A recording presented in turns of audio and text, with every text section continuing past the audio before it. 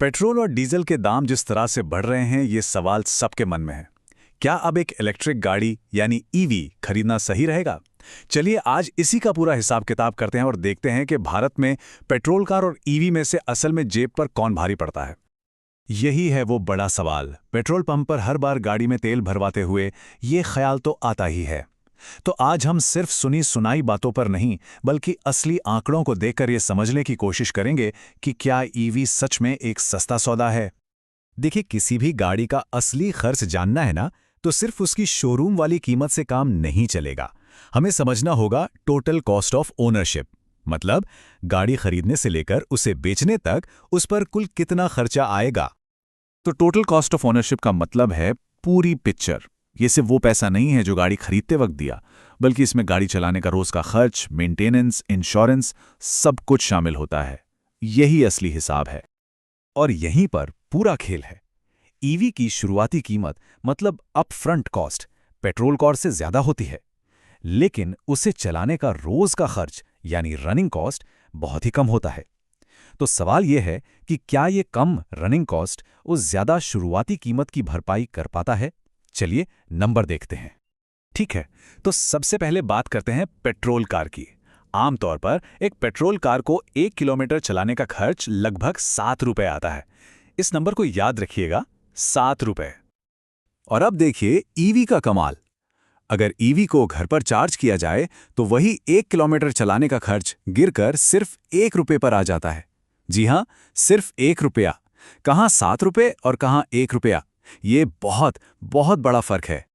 तो ये तो साफ है कि चलाने के खर्च में ईवी क्लियर विनर है। लेकिन वो जो शुरू की महंगी कीमत है, उसका क्या? अच्छी खबर यह है कि सरकार इसमें काफी मदद कर रही है। चलिए देखते हैं कैसे। भारत में केंद्र सरकार और अलग-अलग राज्य सरकारें भी ईवी को बढ़ावा देने के लिए कई तरह की स्कीम्स चला रही हैं, ताकि लोगों की जेब पर बोझ थोड़ा कम हो सके। तो देखिए, मदद कई तरह से मिलती है। जैसे फेम 2 स्कीम से सीधे गाड़ी की कीमत पे छूट मिलती है। फिर अलग अलग राज्यों में और भी सब्सिडी मिलती है। कई राज्यों में रोड टैक्स और रजिस्ट्रेशन फीस या तो माफ है या बहुत कम है। और तो और ईवी के लोन पर इनकम टैक्स में भी फायदा मिल सकता है। मतलब सरकार उस शुरुआती बड़ी कीमत को कम करने की पूरी कोशिश कर रही है। ठीक है, खर्च की बात हो गई। अब आते हैं दूसरे सबसे बड़े सवाल पर कि एक ईवी को चार्ज कहां और कैसे किया जाता है। देखिए, 2 मेन ऑप्शन हैं। पहला है घर पर चार्जिंग, जो सबसे सुविधाजनक और सस्ता है। रात को गाड़ी चार्जिंग पर लगाई, सुबह तक फुल। दूसरा है पब्लिक चार्जिंग, जो ज्यादा तेज होता है, लंबे सफर के लिए जरूरी है, लेकिन हाँ, घर के मुकाबले थोड़ा महंगा पड़ता है। जरा इस टेबल पे नजर डालिए। यहाँ चार्जर की कीमत और स्पीड का फर्क साफ दिखता है।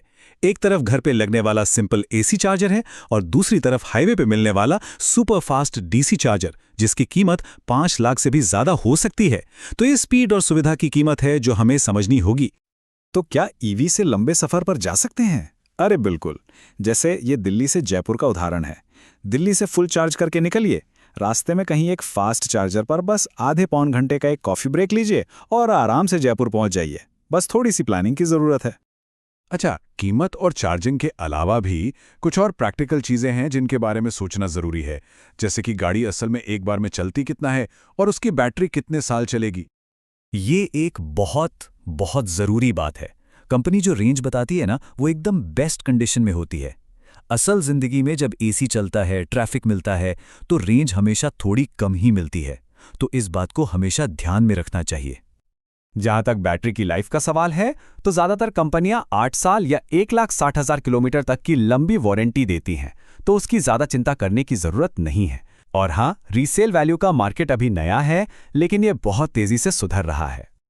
तो इन सब बातों को जानने के बाद अब आते हैं असली सवाल पर कि आज के समय में एक ईवी खरीदना किसके लिए सबसे ज्यादा फायदेमंद है। सबसे पहले वो लोग जिनका रोज का आना जाना शहर में ही है और काफी ज्यादा है। मतलब अगर कोई रोज 30-40 किलोमीटर या उससे ज्यादा ऑफिस के लिए गाड़ी चलाता है, तो उसके लिए ईवी सच में एक जैकपॉट हो सकती है। रनिंग कॉस्ट में इतनी बचत होगी कि मजा आ जाएगा। अब जो लोग अक्सर एक शहर से दूसरे शहर हाईवे पे ट्रैवल करते हैं, उनके लिए ये फैसला थोड़ा मुश्किल है। उन्हें पहले ये चेक करना होगा कि उनके रूट पर फास्ट चार्जिंग की सुविधा कैसी है। अगर चार्जिंग नेटवर्क अच्छा है तो कोई दिक्कत नहीं। और हाँ, फ्लीट ऑपरेटर्स मतलब जो टैक्सी या डिलीवरी वैन चलाते हैं, उनके लिए तो ईवी एक गेम चेंजर है। उनकी गाड़ियां दिन भर चलती हैं, तो कम रनिंग कॉस्ट की वजह से गाड़ी की शुरुआती ज़्यादा कीमत बहुत जल्दी वसूल हो जाती है। तो चलिए अब फटाफट से इस पूरी चर्चा के जो 3 सबसे जरूरी पॉइंट हैं उन्हें एक बार देख लेते हैं।